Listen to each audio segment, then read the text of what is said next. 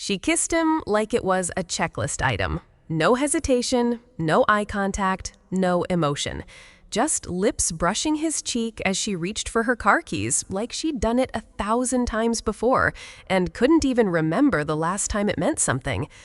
Daniel stood still. He didn't lean in, didn't reach back, because by now he knew this wasn't affection. It was habit, the kind of gesture people keep doing when the love is gone, but they're not ready to admit it yet. She didn't notice his silence. Or maybe she did and didn't care. In the mirror, she adjusted her hair, touched up her lipstick with surgical precision. Her eyes didn't flicker toward him once, not a glance. Her reflection had her full attention, not the man behind her, not the silence thick in the room. And then she said it, soft, almost casual, too casual. "Let's take separate cars today, just in case you want to leave early." It landed in his chest like a stone dropped in water. Simple words, but heavy. Too light for what they really meant. Separate cars, separate paths, separate lives. She smiled as she said it, a rehearsed kind of smile. The kind that's meant to look effortless. But Daniel saw through it. He wanted to ask why. Why separate cars? Why the lipstick today? Why the careful hair? The high heels? The perfume he hadn't smelled in months? But he didn't. He just nodded. Because men like Daniel, we recognize when the woman we love is already halfway out the door. And sometimes silence is the only armor we have left. The kiss wasn't the first clue. Not really. Daniel had been feeling it for months. A shift, subtle at first, like a radio station drifting just slightly out of tune. There were late nights, work dinners that didn't make sense, makeup when she just ran errands, laughter that ended the moment he entered the room, and then the phone. The way she kept it face down, the extra long trips to the bathroom, phone in hand, the smiles not for him, but for whoever was on the other end of those texts.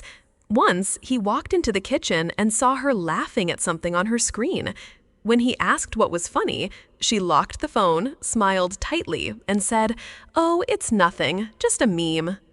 But it wasn't nothing. It was something. Daniel started to count the hugs she avoided. The way her body stiffened when he placed his hand on her back. The silence in bed where conversation used to live. And it wasn't just what she did. It was what she stopped doing. No more spontaneous kisses. No more late-night talks. No more reaching for his hand when they crossed the street.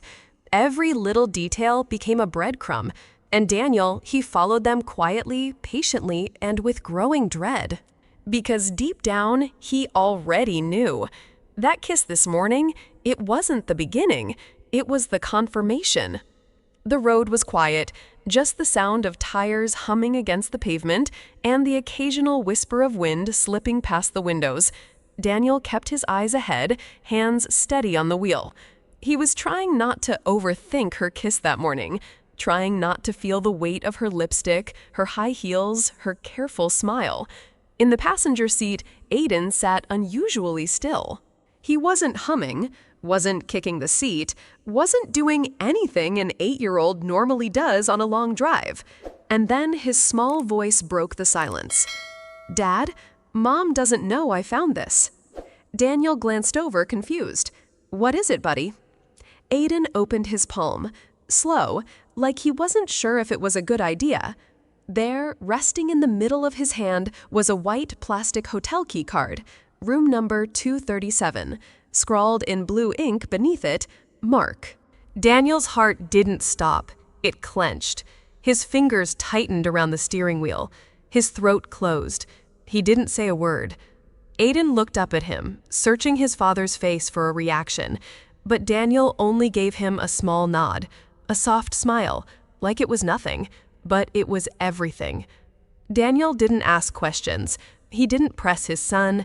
He didn't panic. He just turned. No signal, no hesitation. He took the next exit off the highway like it was always part of the plan. But it wasn't. His mind was screaming, but his hands stayed calm on the wheel. He swallowed hard. That name, Mark, that room 237, that card still in Aiden's hand, now resting quietly in his lap. Daniel glanced in the rearview mirror. The world looked the same, but everything had changed. "I think I took a wrong turn," he said, voice low. Aiden didn't respond. He didn't need to. He just stared at his father. Not afraid, not confused, just watching. Like he somehow knew. Daniel didn't say another word, but the tension in his knuckles, the way his fingers gripped the steering wheel just a little too tight, it told a story louder than any shouting ever could. There was no music playing, no sirens, no lightning strikes, just silence. And inside it, a storm was forming, and both of them were already in it. The hallway smelled like old carpet and cheap bleach. Daniel stood in front of room 237. He didn't raise his fist. Didn't hesitate. He knocked once, firm, sharp, and then silence. The kind of silence that presses against your chest. Footsteps shuffled inside, then a click. The door opened just 2 inches. Not enough to step in, but enough to see. A man stood there. Tall, mid-40s, shirt unbuttoned halfway down, bare feet sinking into the carpet. Behind him, a curtain fluttered from the AC unit. A woman's laugh, familiar. That perfume Daniel used to buy her, that voice. That silhouette in the warm blur of hotel light. The man looked Daniel over, first casually, like he expected a delivery guy. Then again, his face tightening. He recognized something. Maybe guilt, maybe consequence. From inside the room, her voice called out, "Mark, who is it?" That's when it hit. Not like a punch, but like gravity. Daniel's voice didn't come, because he didn't need to say a thing. The man at the door, he slowly closed it, and Daniel just stood there. Breathing, not shaking, just knowing. From behind the half-open door, her voice floated out. Soft, familiar, too familiar.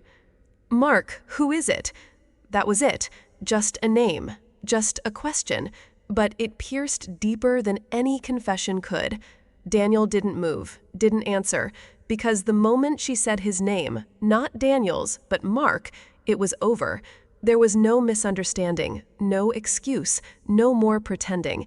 He didn't need to step into the room. He didn't need to see her on the bed.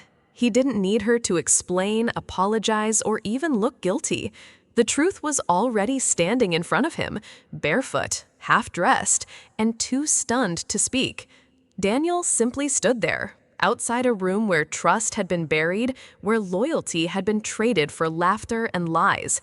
And in that moment, the quiet was louder than rage, because sometimes the most painful kind of betrayal doesn't shout. It whispers your name, and it's not yours. That night, she talked like nothing happened. They sat at the dinner table, candles flickering, plates clinking softly, her voice bright, practiced, animated. "My dad gave the sweetest toast. He actually cried a little. And Mom wore that blue dress, the one she swore she'd never wear again." Daniel smiled, nodded at the right moments, even chuckled once, but his mind was still standing in front of room 237. He remembered the wallpaper, beige peeling slightly near the corner, the way the bedspread didn't quite match the drapes, the way she laughed barefoot behind a curtain when she thought he wasn't watching. He didn't say a word, because this wasn't a conversation, it was theater, and she was performing the role of faithful wife so flawlessly it would have fooled anyone else, but not him, not anymore. Every detail she added to her fake story only sharpened the contrast in Daniel's mind between what she said and what he knew. She thought she was painting a perfect evening, but he'd already seen the smudge underneath the canvas. She smiled at him that night, the same smile she had always used when she wanted to smooth things over. Just the right amount of charm, just enough sweetness to make you forget the cold. But Daniel didn't forget. He had just seen that smile hours earlier through a crack in a hotel door, a half-buttoned shirt, a man barefoot on the carpet, and her silhouette behind the curtain laughing like a girl in love. That smile, it wasn't for him anymore. It hadn't been for a long time. And yet, here she was, sitting across the table, serving it to him like it still meant something. Daniel looked at her, really looked, and what he saw wasn't his wife. It was a woman who knew how to lie with her eyes wide open. She passed him the salad, made a joke about his mother, giggled when he raised an eyebrow like nothing had changed. But everything had. He chewed slowly, not just the food, but the truth, bit by bit, swallowing pieces of a life he used to believe in. She thought she was clever, careful, deleting messages, using nicknames, always keeping her phone face down, always locking it twice, just in case. But what she didn't know was that Daniel had made a copy 1 year ago. It was just a feeling back then, a strange shift in her tone, a laugh that didn't belong to their home, a quiet distance. So one night while she was asleep, he used a small data cable and backed up everything, her photos, her texts, her cloud. He didn't look at it right away, didn't want to. Because sometimes the truth waits quietly, sitting in a folder on your desktop until you're finally ready to open it. Now he was ready. Every smile she had sent to Mark, every "I miss you," every blurred selfie from hotel rooms, every "he doesn't touch me anymore," all of it. It wasn't just proof. It was a timeline of betrayal. And Daniel, he didn't cry, he didn't scream. He just sat there, watching his world rearrange itself on a glowing screen. He swabbed his mouth. Then Aiden's. It took less than a minute. 2 samples, 2 names, 1 truth he wasn't sure he wanted to know. The package was small, sterile, and unassuming, just like betrayal. 3 days. He didn't sleep much, didn't eat, didn't rage. He just waited. When the envelope arrived, he took it to his office, closed the door, locked it. No ceremony, no hesitation. He opened it. Probability of paternity, 0.00%. He read it again and again. No mistake, no second chance. Aiden was not his biological son. Daniel didn't scream, didn't flip the desk, didn't collapse to the floor like the movies always show. He simply sat back in his chair and folded the paper with the same care one would fold a flag at a funeral. He placed it in his jacket pocket, not like evidence, but like a bullet. And he didn't fire it, not yet, because this pain, this moment, wasn't meant to explode. It was meant to change everything, quietly. He cooked her favorite meal.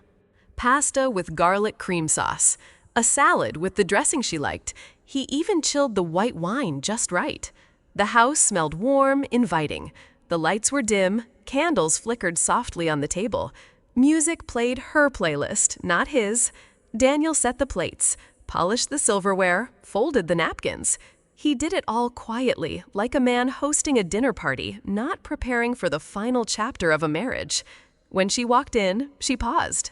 "Wow," she smiled. "What's the occasion?" Daniel smiled back. "Just felt like a nice night." And that was all it took. She thought it was over, that she dodged the bullet, that his silence meant surrender, that the lie had been buried deep enough. She sat down, sipped the wine, complimented the food, laughed like they were new again. But Daniel, he wasn't serving dinner. He was serving the truth, 1 bite at a time. Dessert was done. She was laughing, something about a coworker's dog. Something Daniel would have cared about a long time ago. Now he just listened. Then quietly, he reached into his jacket. He placed the envelope on the table, right between the empty wine glasses. She paused, looked at it, then at him. "What's this?" she asked, still smiling. Daniel didn't answer. Instead, he unlocked his phone, slid it across the table, and tapped the screen. Messages, photos, locations, dates. Her entire affair lined up like receipts. She stared. First in confusion, then recognition, then collapse. Her hands trembled, her mouth opened, but no words came. She reached for him, but Daniel, he didn't move. He just looked at her, calm, cold, like someone who had finally stopped bleeding. She cried, finally. Not the graceful kind, not movie tears. These were the kind that make your whole face twist, that come with panic, with regret, or at least the fear of consequences. She reached for his hand. Whispered something, an apology maybe, or a plea. Daniel didn't take her hand, didn't flinch. He looked her in the eyes and said calmly, "He's not mine, but I'll raise him like he is, because you don't deserve him." That was it. No yelling, no insults, no dramatic exit. Just truth. Sharp, precise, final. She didn't fall apart because of guilt. She fell because she knew in that moment she had lost something she would never earn back, his forgiveness. The house was quiet, the kind of quiet that feels like an exhale after a storm. Daniel pulled into the driveway. The headlights swept across the porch. And there he was, Aiden, sitting on the steps, still in his little hoodie, still holding the hotel keycard in his hand. Not asleep, not upset, just waiting. He looked up as Daniel got out of the car, but didn't say a word. He didn't need to. Daniel walked over, sat down beside him. The wood creaked beneath their weight. Aiden looked at the keycard, then handed it to his father without a word. Daniel took it, slipped it into his pocket like something that no longer mattered. They sat together in silence. Not awkward, not heavy, just still. And in that stillness, Daniel realized something. You don't need shared blood to share love. And in that moment, he made his decision. She lost me, but this boy, he never will. Daniel wrapped his arm around Aiden, not tightly, just enough. Enough for the boy to know he was safe. He was home. He was wanted. Aiden leaned in. That simple, instinctive lean was everything. And in that moment, Daniel didn't feel broken. He didn't feel hollow. He felt whole. Not because the pain was gone, but because love had chosen to stay. He looked out at the night, at the quiet street, at the way the porch light softened the shadows. And he thought, I may not be his father by blood, but I will be his father by choice. Every single day. Because sometimes the strongest bonds aren't born, they're built, brick by brick, choice by choice, moment by moment. She thought she broke me, but she only revealed what was already dead. And now, I know who I am without her. Sometimes finality isn't loud. It's just a closed door that no longer needs a lock. Not every wound bleeds. Some wounds live in silence, in polite dinners, in quiet car rides, in the moments we pretend not to know what we've already seen. But this story reminds us of something powerful, that dignity isn't loud, that healing doesn't need revenge, and that love doesn't always come from blood. Sometimes the people we choose become our truest family. In a world that tells us to fight back with anger, Daniel chose something braver, grace. And in doing so, he became more than a husband. He became a father by choice, not by force. And that's real strength. If this story moved you even just a little, please consider subscribing to Through Her Eyes. We bring real, raw human stories to light. Stories that aren't just heard, but felt. And if you've ever loved, lost, or healed in silence, this channel was made for you. So hit that subscribe button, turn on the bell, and let's keep telling stories that matter, one truth at a time.